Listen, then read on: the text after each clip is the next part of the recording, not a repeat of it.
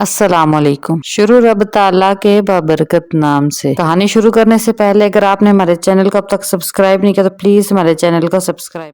दोस्तों, ताइफ अरब का वो सरसब्ज इलाका था जिसकी सरसब्जी और शादाबी उस दौर में भी जुबान ज़द आम थी। वहाँ के उमरा अरब के अमीर तरीन उमरा में शुमार होते थे। ये वही ताइफ है जहाँ रसूल अल्लाह सल्लल्लाहु अलैहि वसल्लम हजरत अनस रज़ियल्लाहु तआला अन्हा के हमरा तबलीग दीन की खातिर गए तो अहले ताइफ ने आपके पीछे शरीर बच्चों को लगा दिया, जिन्होंने आप पर पत्थर बरसाए, जिससे आप शदीद जख्मी हो गए। मगर इस वाक़े को चंद ही साल गुजरे थे कि यही लोग जोक दर जोक इस्लाम में दाखिल होने लगे। ताइफ का एक कबीला बनु सकीफ था जिसकी एक शाह अखलाफ थी। जहाँ के एक गरीब घराने में एक ऐसा बच्चा पैदा हुआ जिसने बनु उमैया की सल्तनत को जमीन से उठाकर आसमान की बुलंदियों तक पहुँचा दिया। उसका नाम कलीम बिन यूसुफ था, जिसे दुनिया हज्जाज बिन यूसुफ के नाम से जानती है। उसने सल्तनत बनु उमैया की अपने खून और पसीने से आबियारी की और उसे उस मुकाम तक पहुँचाया कि आने वाली 2 सदियों तक उमैया खानदान का बोलबाला रहा। यूं कह लें कि सल्तनत उमैया की बुनियाद का सेहरा